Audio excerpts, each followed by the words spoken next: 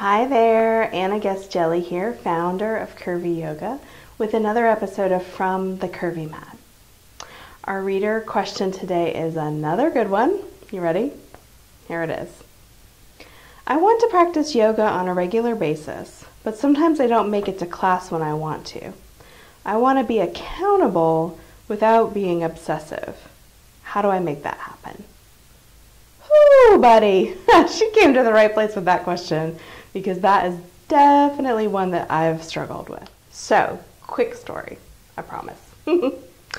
When I was in my dieting phase, I was on Weight Watchers like many people, and I was on that program at different times, but part of the time I was on it was when they were using their point system. Now, I had a little booklet. I tried to find mine and I couldn't to show you. I wish I still had it, but I think I burned it. I had a little booklet where I would fill in every day, what I ate for breakfast, what I ate for lunch, what I ate for dinner, what I ate for snacks. And I put that point system in my mind like nobody's business. Like literally to this day, sometimes when I'm eating something, the point value of that food will pop into my mind. Completely unlooked for. Like it just will appear out of nowhere. I also found I was being a little obsessive when basically my whole world would fall apart if my points didn't end up right at the end of the day, or if they did, or if I used my extra points, or if I didn't, or if I wasn't sure how they were going to add up for the week, or I think you get the point. So, not too surprisingly, I applied the same kind of obsessive thinking to my yoga practice at many different points during my life. So that included things like I must practice for an hour a day, I must be at this pace, I must sweat this much, I must feel the burn this much, I must stretch beyond my limit or what I did yesterday, etc., etc., etc. Interestingly, with all those musts, I never had a particular consequence of what would happen if I didn't do those things, except for self-hatred.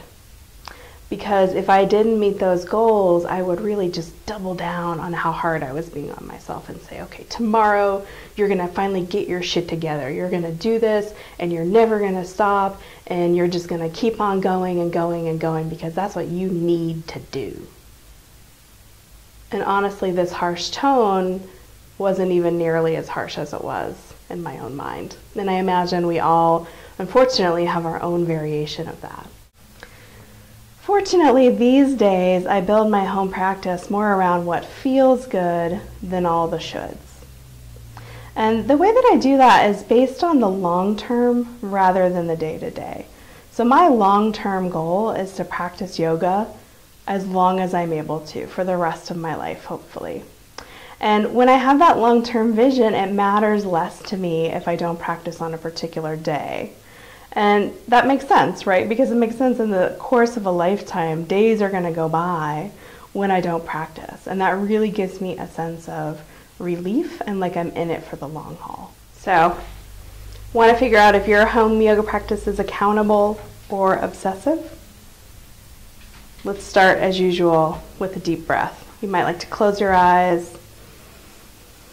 Take a moment and just breathe. You might even like to sigh out your exhale. And then keeping your eyes closed or gently opening them, consider these questions. How do I feel in my body when I think about what I'm asking myself to do for my yoga practice? And you might notice, do your muscles contract? Where do you feel in your chest and your throat? What do you feel in your heart? Next question, how often during the day do I think about my practice and whether or not I'm meeting my goal, measuring up, etc.? If you're not sure, this can be a simple awareness activity that you take up in the next day or so, just maybe making a little tally of every time this thought comes to mind. Last question, how do I feel if I don't do what I wanted to do one day, or week, or month?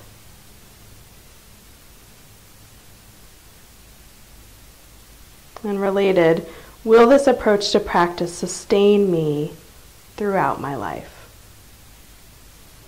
Of course, your approach to practice is likely to shift over the course of your life, but in general, it's an interesting question to consider if this kind of thing could sustain you.